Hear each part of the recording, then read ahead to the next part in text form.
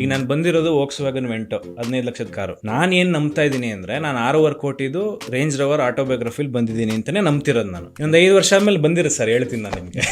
ಏನು ಗೊತ್ತಿಲ್ಲ ನನಗೆ ಸಿಕ್ಕಿದ ಫ್ರೆಂಡ್ಸ್ ಆಗಲಿ ಅಥವಾ ನನಗೆ ಸಿಕ್ಕಿದ ಅನುಭವ ಆಗಲಿ ಒಂದು ಸ್ವಲ್ಪ ವಯಸ್ಸಿಗಿಂತ ಜಾಸ್ತಿ ಮೆಚೂರ್ ಮಾಡ್ಬಿಡ್ತು. ಮಾತುಗಳಲ್ಲಿ ಹೌದು, ಅದು ಸ್ವಲ್ಪ ಜಾಸ್ತಿ ಆಗಿ ನನಗೆ ಈಗೆಲ್ಲ ಈಗ 27 ವರ್ಷಕ್ಕೆ ನಾನು 35 ಥರ ಆಡ್ತಾ ಇದ್ದೀನಿ ಅಷ್ಟೇ. ಅದೊಂದು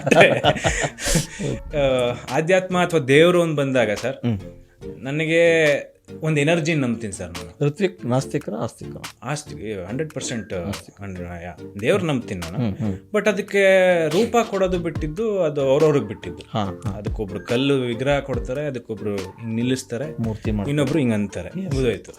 ಬಟ್ ಅದು ಆ ಎನರ್ಜಿ ಇದೆಯಲ್ಲ, ಅದನ್ನ 100% ನಂಬ್ತೀನಿ ನಾನು. ಓಕೆ, ಪ್ರಕೃತಿಲಿದೆ ಆ ಎನರ್ಜಿ, ಎಸ್. ಅಥವಾ ಆ ದೇವಸ್ಥಾನಗಳಲ್ಲಿದೆ, ಈ ಗುಡಿಗಳಲ್ಲಿದೆ, ಚರ್ಚ್ಗಳಲ್ಲಿದೆ, ಮಸೀದಿಗಳಲ್ಲಿದೆ.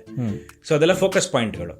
ಸೊ ನಾನು ನಂಬೋದು ಇಷ್ಟೇ ಸರ್, ನೀವು ಮನ್ಸಾರೆ ಆ ಎನರ್ಜಿಗೆ ನನಗಿದು ಬೇಕು ಅಂತ ಏನು ಕೇಳ್ತೀರಾ, ಒಂದು. ಎರಡನೇದು, ಅದು ಆಲ್ರೆಡಿ ಸಿಕ್ಕಿದೆ ಅಂತ ನಂಬ್ಕೊಂಡು ಬದುಕ್ತೀರಾ.